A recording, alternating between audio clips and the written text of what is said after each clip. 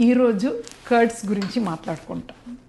మన తెలంగాణలో చాలా స్పైసీ ఫుడ్ అందరికీ ఇష్టమే, నాకు కూడా చాలా ఇష్టం. బట్ స్పైసీ ఫుడ్ తినేటప్పుడు స్టమక్ కొంచెము ఇరిటేట్ అయ్యి గ్యాస్ట్రైటిస్ కానీ మంట రావటం కానీ అండ్ పండుకుంటే ఒక రీగర్జిటేషన్ అయ్యి కాఫ్ రావటం ఇవన్నీ కామన్. మనం స్పైసీ ఫుడ్ తింటా దీన్ని ఎలా మేనేజ్ చేయాలి దీని గురించి మాట్లాడతాం. సో బేసికలీ స్పైసీ ఫుడ్ తినంగానే స్టమక్లో ఒక ఇరిటెంట్ అది క్యాప్సేసిన్ అని రిలీజ్ అవుతుంది. సో దీనివల్ల స్టమక్ కొంచెం ఇరిటేట్ అవుతూ ఉంటుంది.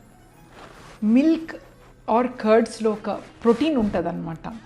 అది ఆ ప్రోటీన్ కేసిన్ ప్రోటీన్ అని, ఇది దాన్ని కొంచెం ఆ ఇరిటేషన్ని తగ్గిస్తుంది. సో కర్డ్స్ మనకు ఒక కూలెంట్ కదా ఈ స్పైసీ ఫుడ్ తినేటప్పుడు. అదర్వైజ్ ఆల్సో కర్డ్స్ది ఎన్నో బెనిఫిట్స్ ఉంటాయి.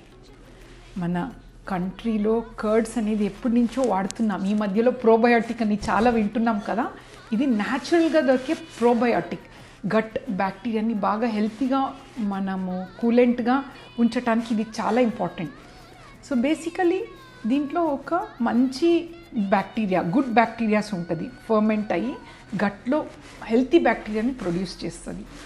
కర్డ్స్ బెనిఫిట్ ఎలా ఇంప్రూవ్ చేయాలంటే దీంతో పాటు చియా సీడ్స్ ఒక 3 to 4 hours నానపెడితే ఫైబర్ కూడా ఒమేగా 3 ఫ్యాటీ యాసిడ్స్ కూడా దొరుకుతుంది అన్నమాట.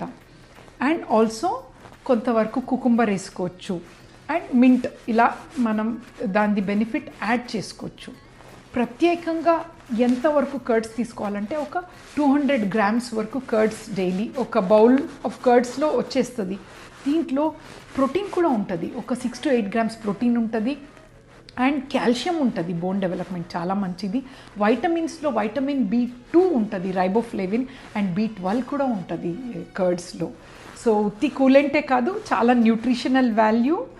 అండ్ ఓకే, ఓన్లీ గ్యాస్ట్రైటిస్ వస్తే ఓన్లీ కర్డ్స్ తినటమే కాదు, కంపల్సరీ డాక్టర్ దగ్గర కూడా చూసుకోవటం ఇంపార్టెంట్. సో మీరు కర్డ్స్ మీరు రొటీన్గా తింటే కామెంట్లో కర్డ్స్ అని పెట్టండి. అండ్ మీ ఫ్రెండ్స్ ఎవరు స్పైసీగా తెలంగాణ ఫుడ్ తింటారో ఆర్ ఆంధ్ర ఫుడ్ వాళ్ళకి షేర్ చేసుకోండి. Thank you.